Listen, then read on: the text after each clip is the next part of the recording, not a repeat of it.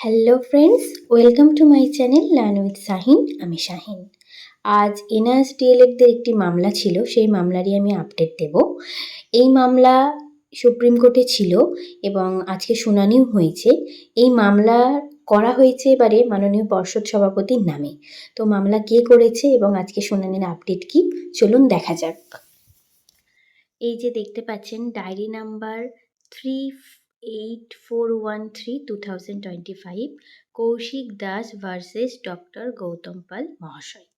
Diary নাম্বারের এখানে দেখুন ফিল্ড অন মামলাটা কবে করা হয়েছে 16/7/2025 3:43 PM মামলাটি করা হয়েছে এবং মামলাটির লাস্ট লিস্ট অর্থাৎ আজকে মামলাটি উঠেছিল দেখুন 8/8/2025। Honourable the chief justice, honourable mister justice K Binod Chandan এবং অনারেবল মিস্টার জাস্টিস NV মহাশয়দের বেঞ্চে সিএল নাম্বার 21 ছিল এবং মামলাটি দেখুন ডিসমিসড করে দেওয়া হয়েছে। প্রথমে দেখুন ডিসপোজ লেখা দেখতেই পাচ্ছেন, ডিসপোজ রয়েছে।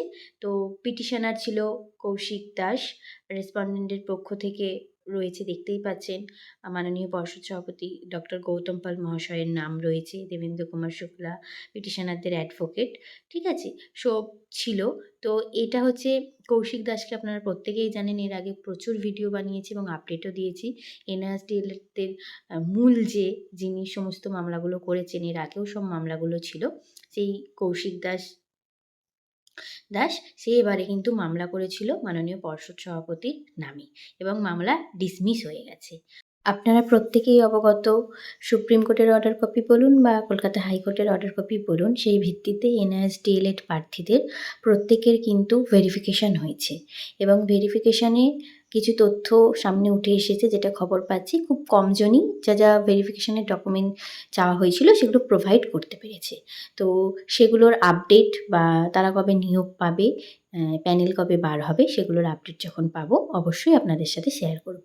আজকের ভিডিও এখানেই শেষ করলাম। ভিডিওটি ভালো লাগলে অবশ্যই চ্যানেলটি সাবস্ক্রাইব করে নেবেন আরও বিভিন্ন আপডেট পাওয়ার জন্য এবং তার সাথে বন্ধুদের সাথে শেয়ার করবেন।